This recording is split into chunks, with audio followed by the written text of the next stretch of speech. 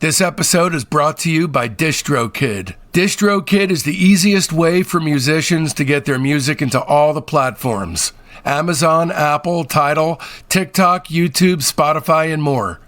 Plus, you've got unlimited uploads, and the artist keeps 100% of what they make.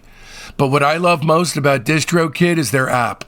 The design of it just makes the whole process so easy. Now you can be sure that you're doing everything you need to do to get your music out there. Go to distrokid.com to check it out or download the app now. The second single from Future Prophet Records is here. Birthday Girl presents Never the Sound, available right now on Future Prophet Records. That's Future, Prophet, records.com. Order now.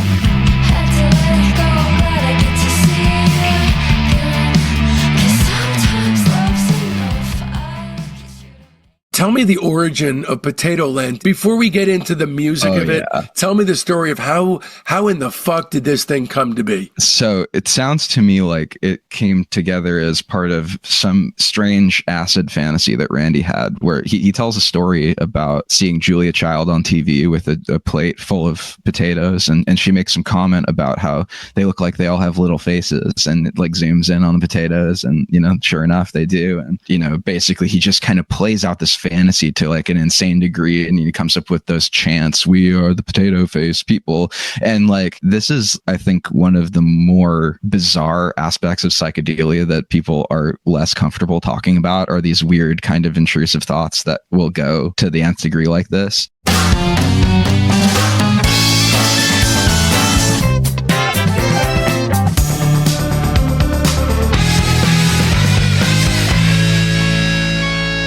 Welcome to Discograffiti, the deep dive podcast for music obsessives that gives freaks like you and me the chance to connect with a brotherhood obsessed with rating the entire discography of every single artist and band that ever mattered. I'm your host, Dave Gebroe, and with 3 new episodes each week, you're going to gain a comprehensive knowledge of an act's history and output in the time it takes to listen to one album. Each new guest swings a hard left into an area you either had no idea you needed to know about, or know all about and can't believe you're not alone out there. And in this episode, we'll be turning our spray cans on Spirit, Psst, along with our special guest, band biographer Ryan Gabrinetti. This is part 5, detailing the almost too crazy to be believed tale behind one of the most mythically nuts concept albums ever dreamt up. Here are just a few of the many things that Ryan discusses with Discograffiti in this podcast.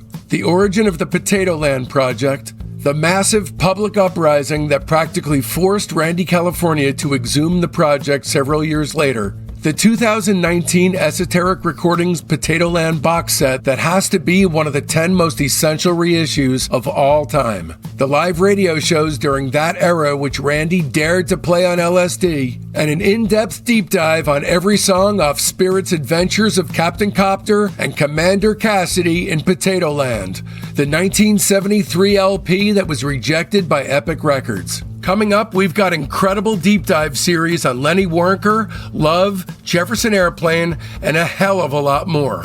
So don't miss out. Open up your listening app right now and subscribe. For over 4 years now, Discograffiti's Friday episodes have been completely free, and it's been my pleasure. But for a variety of reasons, Discograffiti's now moved to the subscription-based Patreon as our primary platform. Moving forward, our public stream will feature a teaser of the Friday episode and a Tuesday teaser of the bonus episode, and that's all. But here's the good news. Only $5 a month will get you the weekly Friday podcast to which you become accustomed. That's it. It's a no-brainer at just $1 an episode. And just that little bit will be what's required to help the show survive. To sweeten the pot, you'll also get regular installments of the Discograffiti Soldiers of Sound podcast. That's Rudy Fishman's podcast within a podcast featuring our Patreon members as guests. You'll also get access to over 100 back episodes of that show. The $10 Lieutenant tier gets you all that, plus access to half of the Patreon archive. That's hundreds of additional episodes, plus copies of my personal show notes, which include invaluable research, star ratings, and reviews. But the $20 major tier is the place to be.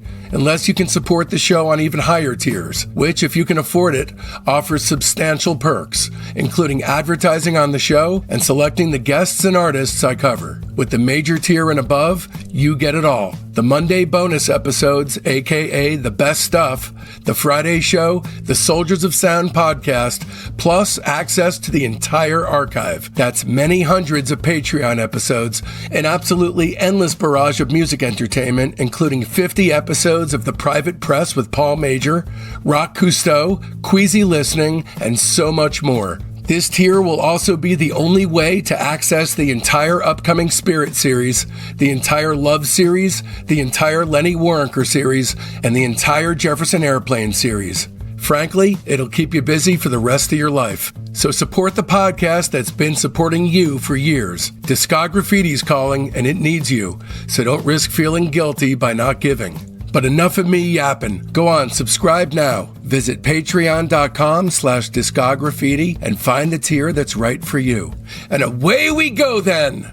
Okay, Larry Fuzzy Knight. He played with Delaney and Bonnie and Black Kangaroo. Larry says, we even played some gigs in 1971, billed as Spirit, before becoming Captain Copper. We played all over Hollywood at that time, and Randy and I were on acid most of that time. Yeah. This is like a really interesting period because, like, again, with all the context. Period. Yeah. To me, this is where my interest level in Randy California peaks. So basically, he doesn't have a band yet. He's just kind of freaked out on a very regular basis. Tell me the origin of Potatoland. Was he going into sessions trying to create a finished record, and then it was turned down by Epic, right?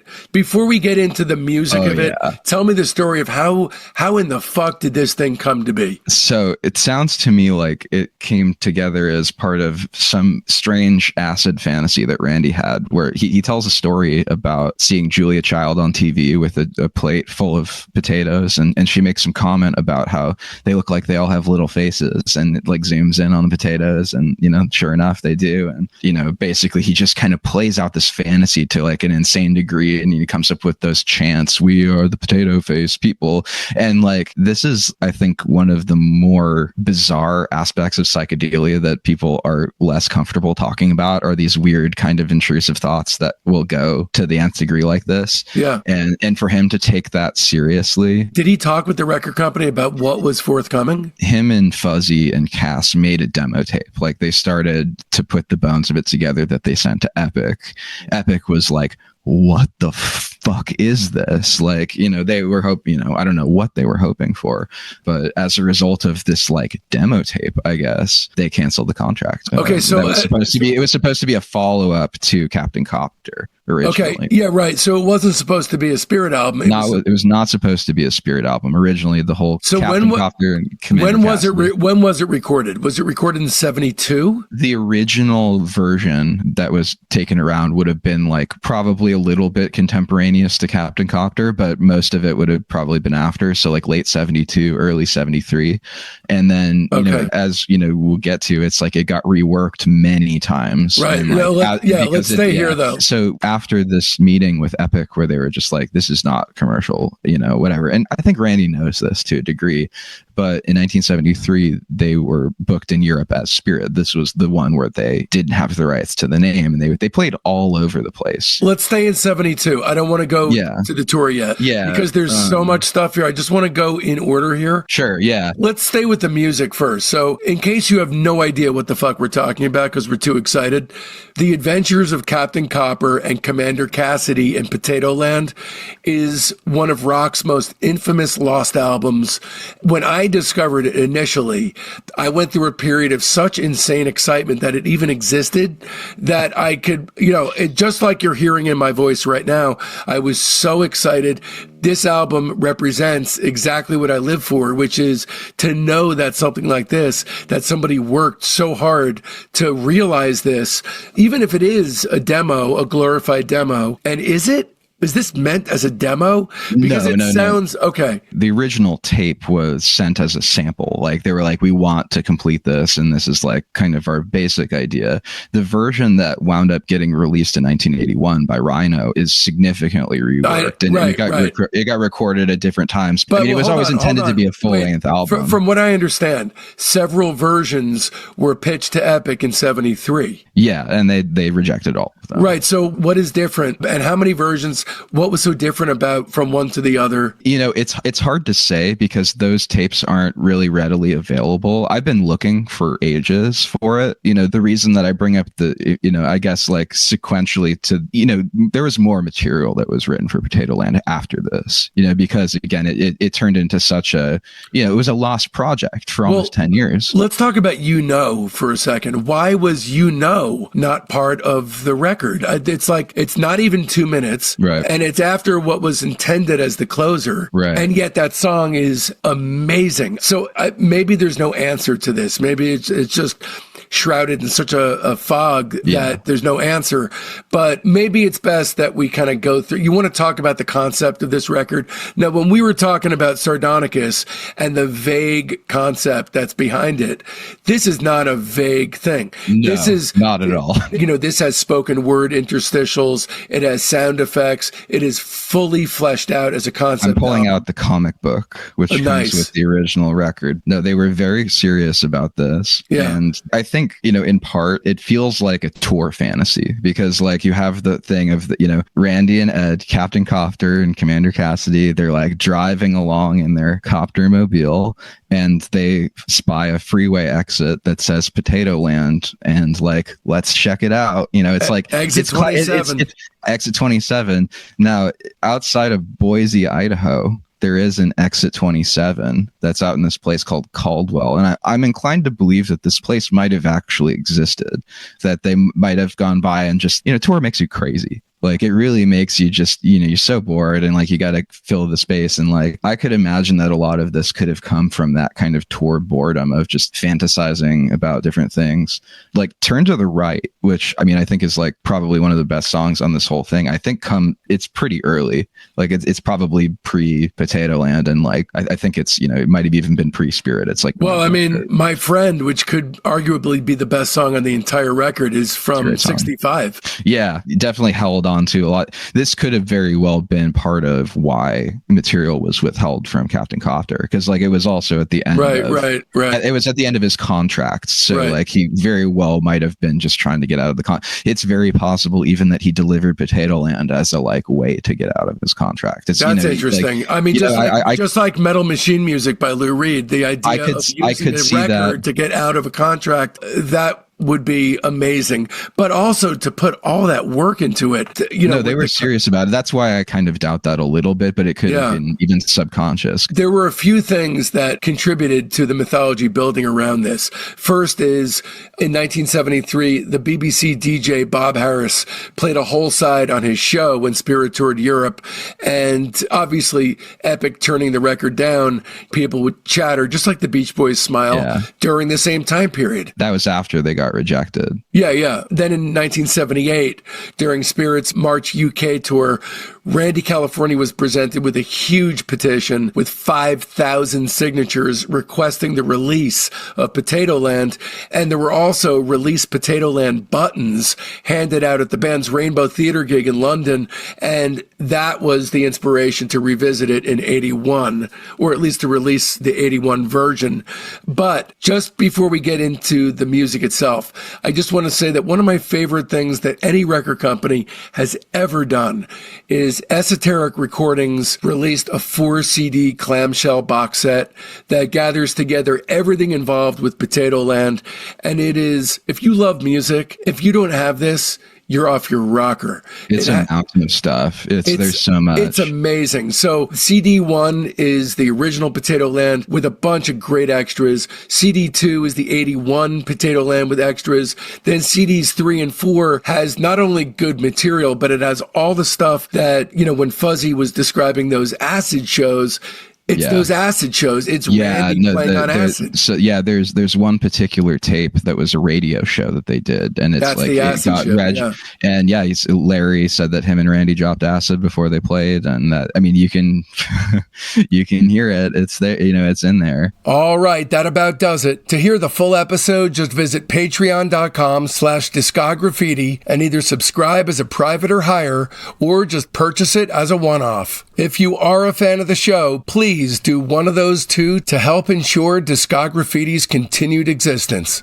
Stay tuned, because next week brings upon us an exhumed interview with a shadowy figure from beyond the grave. From the Runaways to the Byrds, Ariel Pink to the Beach Boys, it's a never-before-heard interview with the legendary Kim Fowley. Okay, here's the week up ahead. This Sunday, our weekly show within a show, the Discograffiti Soldiers of Sound podcast, drops for our Patreon's private tier. These are real people with talent and a burning fire deep inside, just like you and I. Then, come Tuesday, the major tier gets a very special treat. Tuesday's bonus episode is part 6 of our Spirit series, which covers the beginning of Spirit's Mercury Records era, a fertile period rife with creativity, as Randy California wound up processing his feelings around America's bicentennial through a surprisingly emotional internal filter, and recorded so much material that it produced a double album set with enough left over for a whole other record to come. There will be a very short sneak peek running publicly for free on Tuesday morning, but the entirety of the show will only be accessible on the major tier of our Patreon. A heartfelt Discograffiti thanks goes out to my beautiful wife and son, Jen and Mason, Ryan Gabrinetti, Randy California, Rudy Fishman, Becky Boyd, my mom, my dad, my incredibly loyal fans, and especially the entire Patreon community, the Soldiers of Sound. I love every last one of you, and this show would not exist without you, my friends. Speaking of friends, it's high time for some new ones. They're in our Facebook group, Discograffiti Soldiers of Sound. That's the best way to find out what's coming up on the show, but there's a hell of a lot more. You get recaps of the day in music history, the ability to pitch questions to guests, polls that put you in the driver's seat on guest and band decisions, and access to a thriving creative hub if you're looking for a collaborator. So make sure you don't miss out. You can find the link to the Discograffiti Soldiers of Sound Facebook page right there in the show notes. And if you don't mess with the Zuck, no sweat. Just email me at info@discograffiti.com and I'll keep you in the loop. So now that it's done and you want more, another way to dive even deeper into the classic rock and roll from the 1960s is to go to the Beach Boys Season 1, Catch a Wave, 1961 to 1964, from episode 189 on, the Righteous Brothers Bill Medley interview, that's 181 and 182, my interview with the Free Design, that's 160 to 162, my epic interview with the Mamas and Papas Michelle Phillips, that's 141 to 159, Blood, Sweat, and Tears, that's 137, my 12-hour interview with Terry Kirkman and Jules Alexander from the Association, that's 109 to 113, Vashti Bunyan reading her entire output, that's 103 to 104, Sergio Diaz from Os Mutantes, that's 86 and 87, Bert Summer, that's 83 and 84, Sweetwater is episode 79, a tribute to David Crosby, 77 and 78, Andrew Tuttle rates the Monks, 74, Jim Florentine on Black Sabbath is 64 to 68, Lou Barlow on the Zombies is 59 and 60, Marvin Gaye biographer David Ritz rates Marvin Gaye, that's 45 to 47. Blind Faith is 43. Anthony Fantano rates the Velvet Underground is 32 and 33. Bob Forrest rates the band is 25 and 27. Monkees manager Andrew Sandoval rates the Monkees, that's 22 and 23. Don Randy rates David Axelrod as 17. Badfinger is 16. The Bee Gees is 10 and 11. Sly and the Family Stone is 5, 6, and 7. And Pink Floyd is 1 and 2. And of course, be sure to mark your calendars, because next Friday, February 20th, we're coming at you with the long, dark, creepy shadow of the Sunset Strip, Kim Fowley. Trust me, you're not going to want to miss it.